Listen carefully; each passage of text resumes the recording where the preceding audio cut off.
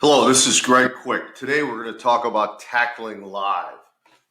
Every tackle is a unique and novel experience for the tackler. Every ball carrier presents a unique and novel opportunity or challenge for the tackler. It's important as coaches that we're able to develop the ability for our defensive players, for a tackler, to be able to adapt to these unique situations. To do that, the fundamentals of tackling have to become intuitive. Through repetition, through review, through more repetition, through expectation, through acceptance, until it's ingrained, until it becomes a natural component of their athletic skill set. They have to adapt to each of these unique situations, each of these novel experiences, with great intuition. It's happening too fast to have focused cognitive reality happening during a tackle. Tackling, because of the adaptive nature and its unique nature of every repetition when tackling is live, we have to have an intuitive sense. Every player has to be able to tackle intuitively. So let's go ahead and begin to review the fundamentals I believe are important in developing an intuitive tackler. We can see here there are two components. The first fundamental I teach is leverage. And there are two components to leverage. Excuse me, I'm sorry. Get them back here.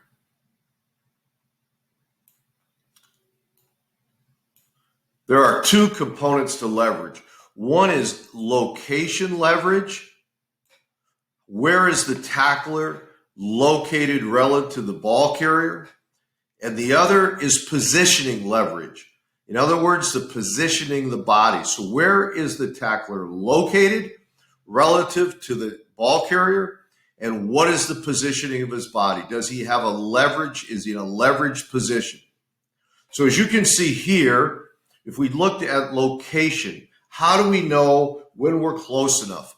If there was a light shining from the left and shining down through this ball carrier, the shadow would be reflected at the feet of the tackler. That's exactly where we want them to be. We want them to step on the shadow of the ball carrier. So that first location. Second location is we're going to the near hip. So if I look, eyes are so important. Look at his eyes here. His eyes are focused on that near hip.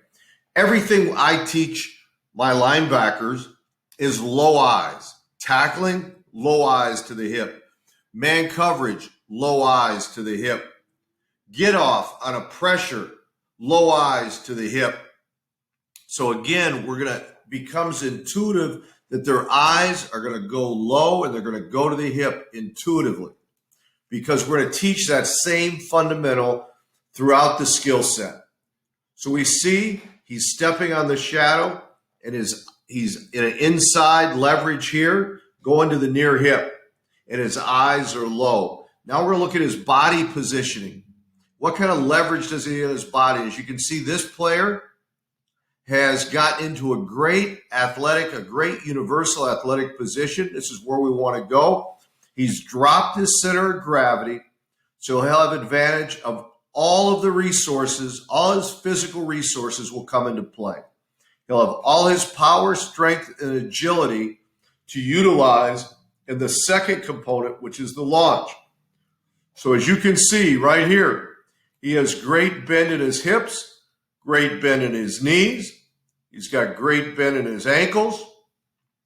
His shoulder or his ear hole is over his toes, and his arms are in a relaxed and low position, perfectly positioned in a leverage position for tackling.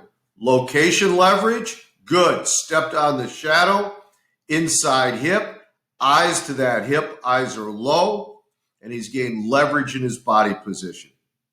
Great positioning there. So this is going to allow him now to move from that first fundamental of leverage. So to work this, Look at this position he's in. Right now, can you see a bar coming through here or dumbbells in his hands? And he could perform a clean. If there was a bar across his shoulders or across the front in a front squat, he could squat. You can see he's lunging. Look at this position. If he had dumbbells in his hands, he's lunging. So probably the best exercise in the weight room or in training for tackling to get in this athletic position is to work lunges. So you would be in this exact position holding a dumbbell and then assume this position as you work through the lunge. So the lunge is a great exercise that lends itself to the fundamentals of tackling. So again, to gain those 10,000 repetitions we need for this to become intuitive, one of the ways that we can do that is through what we do in our training. So dumbbell lunges in our training lend themselves directly to developing the intuition of how we need to be positioned when we're tackling. The second phase, and let's move forward to it, the second phase is the launch. So we're going to get into a great position here. Let me take that back. So right here, we've launched. So we went from that leverage position of location and positioning. Now we're into the launch. We'll try and get it back just a little bit further. Here we go, right here. So we're in a good launch position. So we were here, we've launched. Now what's important is that we're in the strike zone. There's really going to be 3 locations we tackle, all below the shoulders. So one is the strike zone of the core of the body from the navel to the top of the numbers, where we can see he's right in that area there. The second area that we tackle is if we're from below the navel to the knees and the thigh.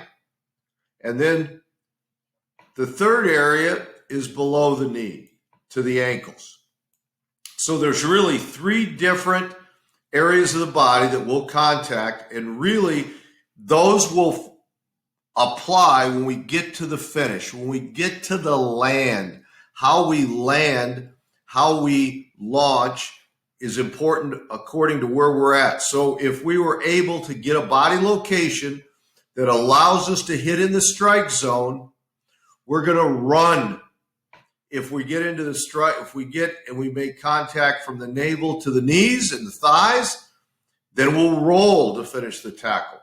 And if we have a situation where our leverage only allows us to strike below the knee, between the knee and the ankle, correct? Then we're going to launch and slice. So now we're going to make a slice tackle. So we know either we're going to run, roll, or slice as we continue with the launch by where we make contact. So our location originally and our body positioning on the tackle, on our leverage will determine whether we're going to run, roll, or slice. All right? I want to show you here the great position. Look at the extension here at the ankle, at the knee, at the hip, right? Those 3 locations all extended. Let's look at that again. So we're extended the ankle, the knee, the hip, right through the shoulder, right through the arrow. We're a straight line. All those vectors are working together. So the ankle, knee, and hip are extended. Triple extension, right? So if we're training and we're measuring a vertical jump, everybody's looking at the inches. What I think is equally important to the height of the jump is, are they able to gain? What is the extent of their triple extension? So vertical jumping, even front squat, bounding squat with dumbbells, any exercise like that that allows you to get into a triple extension is important in tackling. Just as I said, the vertical jump, I want to see that triple extension. I want to see extension in the ankles, knees, and hips. If I can see that in a vertical jump, I know that I can get a good launch out of that player. That might be a player that I really want to look at as a defensive player, and especially a linebacker or a DB. The ability to get that triple extension is directly related to their ability to tackle, their ability to tackle live. So we've had leverage so far and launch. Leverage, location, and position. Launch, triple extension, and also location on the launch. Are we in the strike zone? Are we in the thighs? Or are we in the lower leg? Those will determine how we land this player.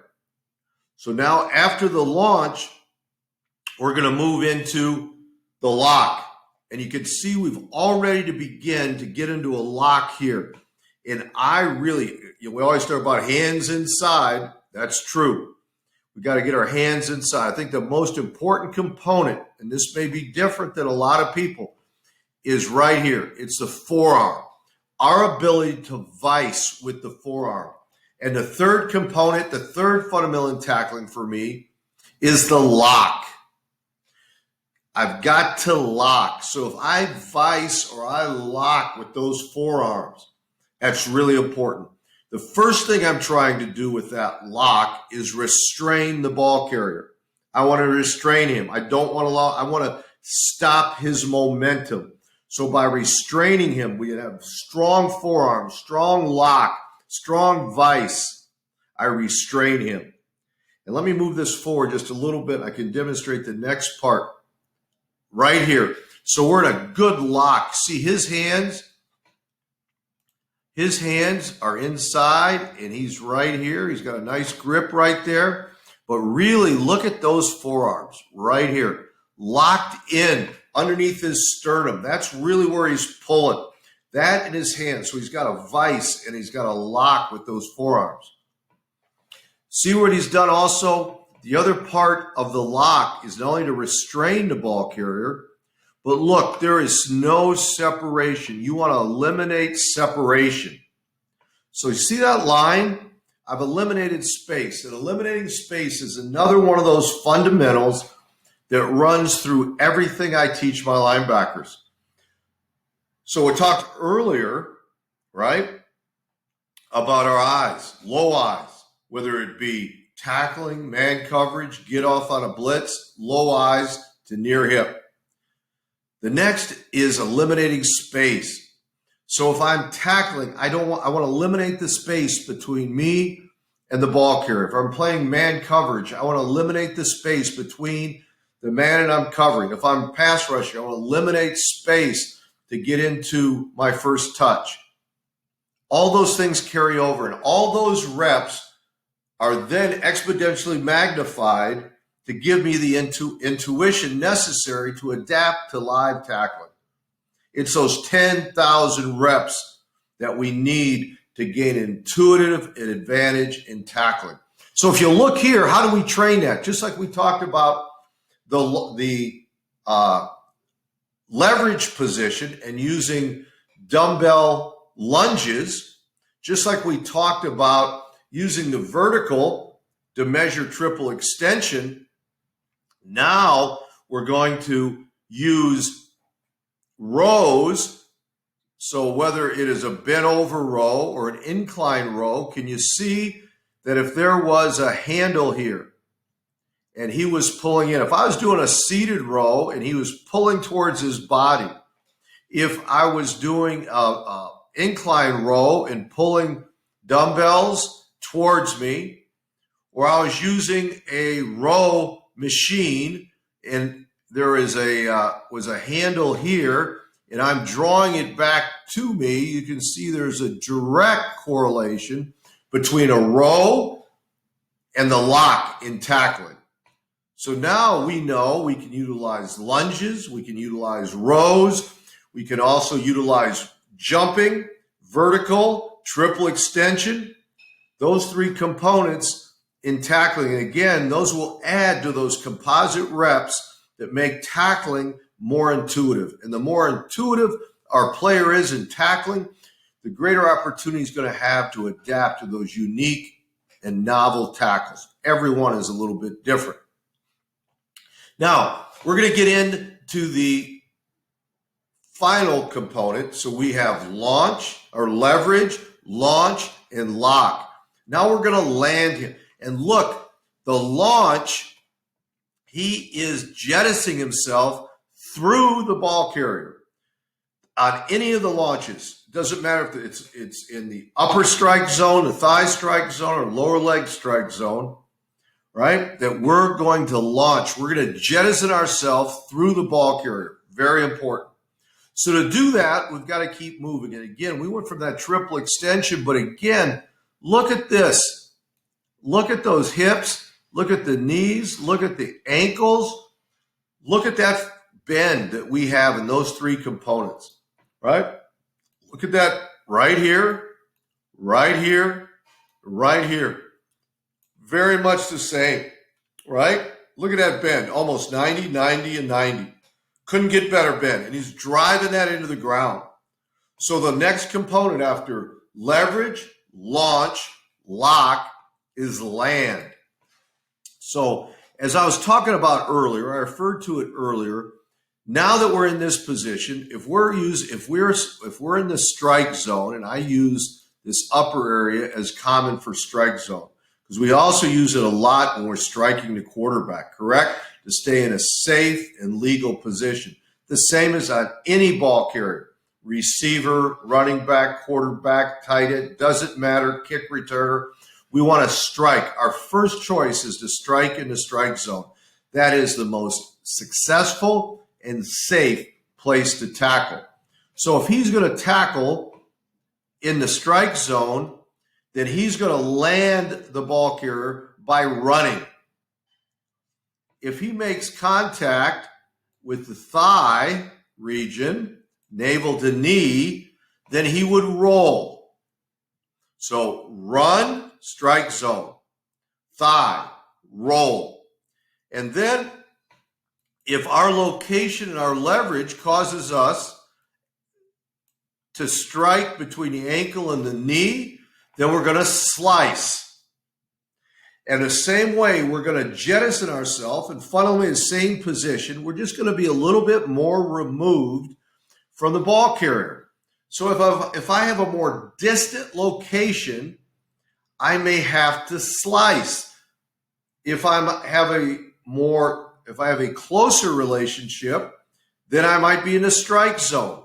If I'm somewhere more moderate, I might be in the thigh, or the movement of the running back or the receiver or the quarterback may change. And so as I adapt within that unique and novel tackle, my point of strike may change. If he moves away from me and I'm not able to restrain him and get him drawn into the core of my body, I may end up tackling in the thigh zone here. Or he moves, right? He gives me a little in out, little whoop whoop. And now I'm a little further removed, or I'm coming with, I may have to make a tackle between the knees and the ankles. So part of the adapting to the tackle is being able to land the ball carrier. And to do that, I have to adapt. So the strike zone may actually change into one of those three planes within the tackle itself. So within the tackle, I may have to adjust how I'm going to land the ball carrier. Strike zone run, thighs roll, slice here. All three I want to lock. Here, obviously, we're locking in the core of the body. We're locking around his diaphragm. In the thigh, we're going to be locking around his knees in that bend. So here we lock through the waist, which is where the bend of the upper body is. If I'm on the thigh, I'm going to end up locking the knees. Now, it's important on the slice, when you come in on the slice, that you also lock, because we'd like to lock and get a vice, get a strike, get a hook on an ankle or a heel. Because at the very worst, if I can strike that ankle or heel, I've got a great chance of landing that ball carrier.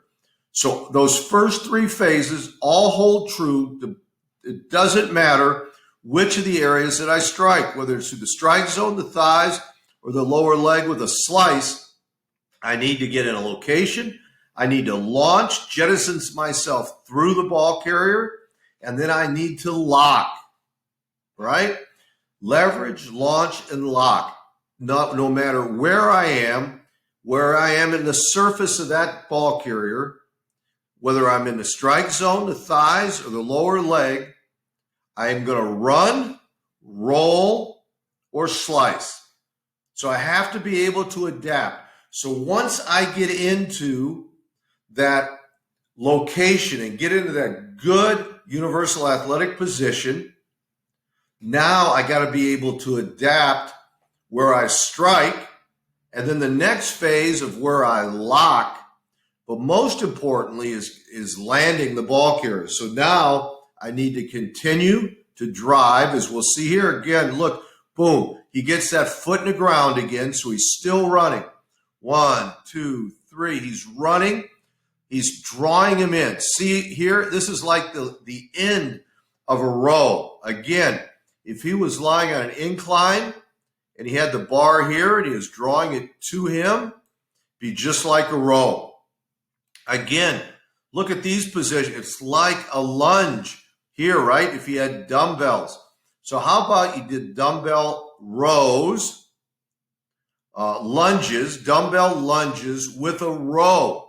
Now you get both those components. You get double reps. You're getting closer to the 10,000 we need to have intuition, right? So now he's running because he had a strike zone. He keeps the lock, and he continues until he lands. There he goes. He's driving, driving, driving. Good. Now you'll notice he lands on top. We want to end every land with being on top, having upper position. Why? One, we do not want the running back to be able to brace, right? The old skip, the balance drill that the running backs do all the time, right? We don't want him to brace and be able to continue to gain ground. We don't want him to brace and we roll off the tackle. And also what it does, it positions us during the tackle, the violence of our tackle or a succeeding teammate who comes into the tackle that causes a takeaway. If we have the upper position, we're able to scramble off that position and gain possession of the ball. So that if we strike in the open field and the violence of our tackle causes a takeaway and the ball's laying on the ground, as we've landed, we're now able to scramble off and in position for the takeaway. So the land is not only whether we run, we roll, or we slice, it's also the finishing on top, so we're in position to scramble for the takeaway. All right? Let me take it back one time, and we're going to review quickly. So if I'm coming in, here we are. Now we're ready for we're in leverage. Remember, leverage is location and body position. Great universal athletic position here. Excellent bend in the hips, excellent bend in the knees, ankles, shoulders over his toes, arms down and relaxed. We know the eyes are low, and he stepped on the shadow.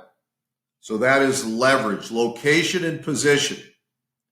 That's going to take us into the launch. And you can see here, I'm going to take it back just a little because this is even better. As we're coming in, our location of our launch is right in the strike zone. We couldn't almost ask for better. Let's draw a better. We're here and here. You can see his numbers. So we're from the top of the numbers to the bottom numbers. Excellent strike zone location. So we've got launch. We're going to jettison ourselves through the ball carrier. On the launch, we have to adapt. We could end up striking in the strike zone. We could end up striking and jettisoning through the thighs, or we could be forced to slice. So off of our leverage and our launch, we have to adapt to the location of the strike. As we're coming through, now we want to make sure that we lock, and that's with our arms. And really with our forearms, we want to vice, we want to restrain, and we want to draw them back to our core. We want to eliminate space. So again, lock, restrain, eliminate space, erase space. True on any of the tackles. Then we're going to continue to land. We're driving. So up on top, if we're in a strike zone, we're going to run. If we're in the thighs, we're going to roll. And if we're knees to ankles, we're going to slice. We're going to land the ball carrier in any of those, and we want to finish on top. You can see here the defender is working to get on top because it's just like wrestling. Right here, I'm in position, I'm in control. The ball carrier is successfully landed, but if there was a strike in there that causes the ball to come out, there's a takeaway opportunity. I'm in position to scramble and go get the ball. I hope this discussion today on tackling live was helpful for you. I enjoyed talking to you, and I look forward to the next opportunity to visit soon. Take care and have a great day.